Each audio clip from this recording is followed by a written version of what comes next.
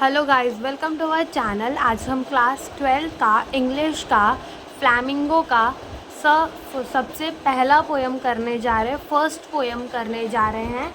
तो उस first poem का नाम क्या है? My mother eight 66।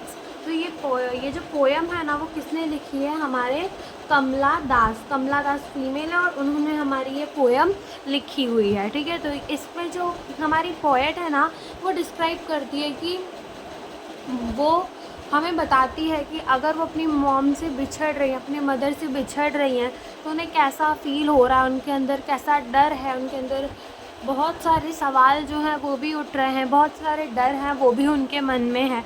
तो इस पोएम में वो हमें यही सब के बारे में बताती है। तो ये आप खुद पढ़ लीजिएगा। मैं पोएम स्टार्ट करती हूँ। तो स्टार्ट करते हैं अपनी पोएम। तो यहाँ लिखा है, before you read, ageing is a natural process, have you ever thought what our elderly parent expect from us. तो ये बोल रहे हैं कि एजिंग तो एक नेचुरल प्रोसेस है जो सबको, मतलब आज जो बच्चा है, आज जो शायद 1 साल का है, कल जाकर उससे 60 साल का भी होना पड़ेगा और उसे बुढ़ा भी होना पड़ेगा। तो एजिंग जो है वो एक नेचुरल प्रोसेस है। तो ये पूछ रहे कि क्या कभी आपने सोचा है जो आपके बूढ़े पेरेंट्स होते हैं वो आपसे चाहते क्या है? तो मेरे ख्याल से तो वो हमें कुछ नहीं चाहते। मतलब वो हमसे जो भी चाहते हैं ना, वो सिर्फ हमारे फ़ायदे के लिए होता है, उनके फ़ायदे के लिए नहीं होता। हमारे पेरेंट्स हमसे चाहते क्या है? वो चाहते हैं कि हम बहुत बड़ा हमारा नाम हो, हम ज़िंदगी में कुछ बहुत बड़ा कर जाएं और जो प्रॉब्लम उन्हें फ़ेस करनी पड़ी है वो कभी हमें ना फ़ेस करनी पड़े। तो हमारे पेरेंट्स हमेशा यही चाहते हैं। बाकी और तो वो कुछ करते नहीं, बिकॉज़ जितना वो करते हैं शायद उतना बच्चे लौटा भी नहीं पाते जितना हमारे पेरेंट्स हमें दे चुके होते हैं। लेकिन स्टार्ट करते हैं हम अपनी पोएम को। Driving from my parents home to Cochin last Friday morning, I saw my mother besides me. तो अपनी जो पोएट है वो क्या बोल रही हैं कि वो कार में बैठकर कहीं जा रही थी, यानी कि वो कोचिन जा रही थी। तो उन्होंने क्या देखा? उन्होंने देखा, मतलब वो अपने पेरेंट के घर से, यानी कि वो अपनी मम्मा के घर से कहाँ जा रही थी? कोचिन जा रही थी। और वो साथ में अपनी मम्मा को भी लेकर गई थी, जो कार के बाजू में उनकी मम्मा उनके पास बैठी थी, यानी कि कार के जो साइड वाली सीट में थी उनकी मम्मा बैठी थी उनके बाजू से। Those open mouth, her face ashen like that of a crop and realized with pain। तो यहाँ पे अपनी जो पोएट है वो क्या बोल रही है? जब मैंने अपनी मम्मा को अपने बाजू में देखा तो वो सो रही थी।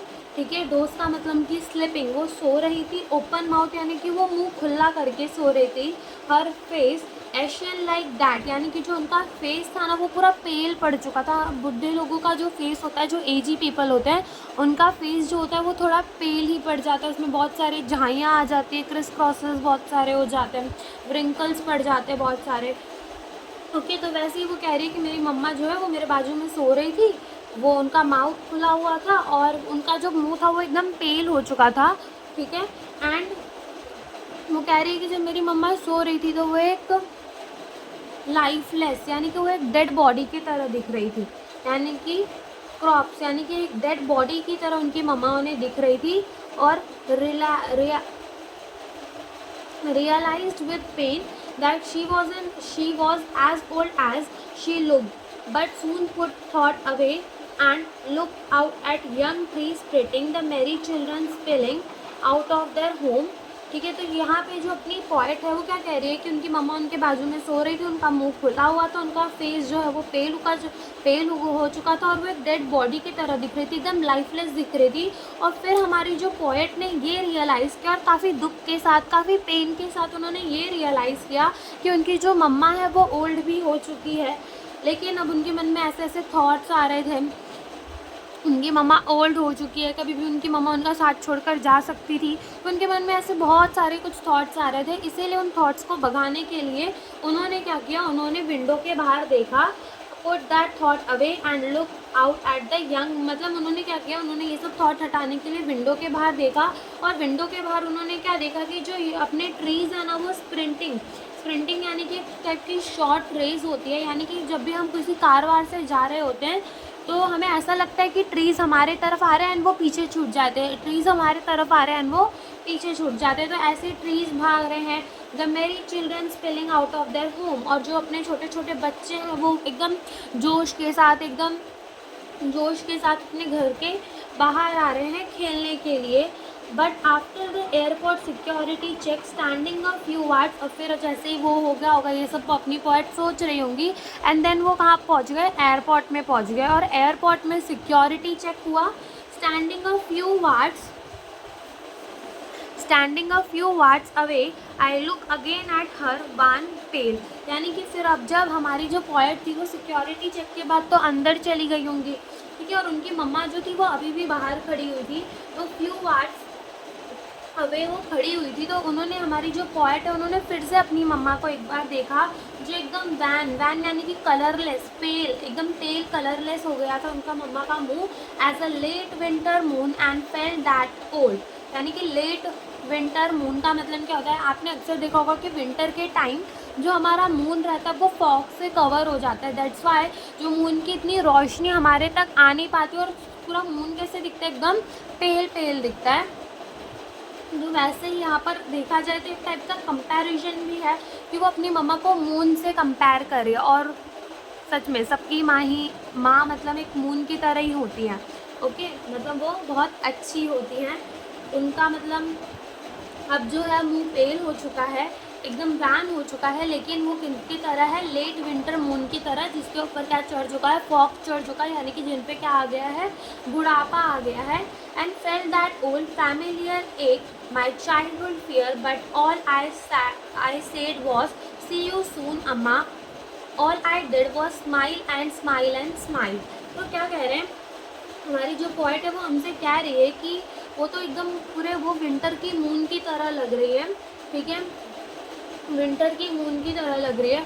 और उनके जो चाइल्डहुड का फियर था, चाइल्डहुड में अक्सर बच्चों को फियर होता है कि उनकी मम्मा उनसे कहीं दूर ना चली जाए, और वो हमेशा अपने मम्मा के लिए ही रोते रहते हैं, हमेशा अपने मम्मी के पास ही उन्हें रहना होता है बच्चों को, ठीक है। तो वैसे ही उनका एक चाइल्डहुड का फियर था, बट अब वो सब ये सोच ही रही है, लेकिन अब जाने का टाइम तो था, पोएट रुक तो सकती नहीं थी, कुछ काम होगा उन्हें, तो वो चली गई। और उन्होंने क्या कहा, I said was see you soon अम्मा, उन्होंने क्या बोला कि मैं फिर मिलूँगी आपसे अम्मा, उन्होंने ऐसा बोला, और वो स्माइल करती हुई अंदर चली गई, यानी कि all I did was smile and smile and smile, smile करते हुए तो वो अंदर गई, बट यहाँ पे स्माइल का मतलब क्या है कि उन्होंने एक स्माइल 3 बार स्माइल है, तो एक स्माइल उनके लिए क्या था, एक रियलाइजेशन के लिए था, यानी उन्हें ये रियलाइज़ हो गया था कि उनकी मदर जो है वो बहुत ज़्यादा ओल्ड हो चुकी है, और ऐसा हो सकता है कि अगली बार अगर वो लौटे तो शायद वो अपनी मम्मा को ना मिल पाए।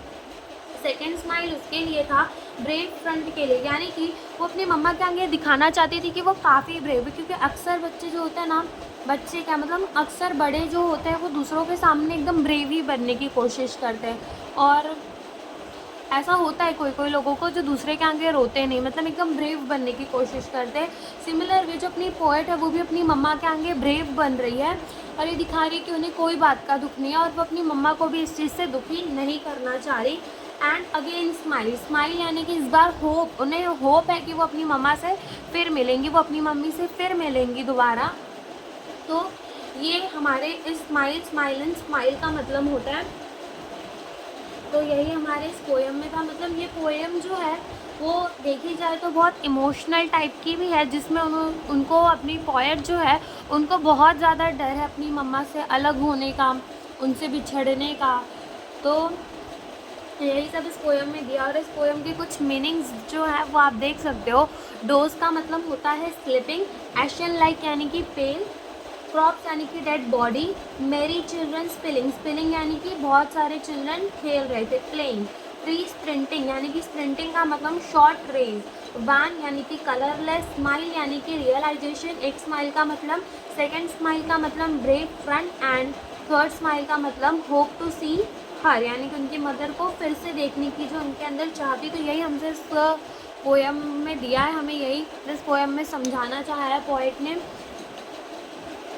Thank you for watching the video.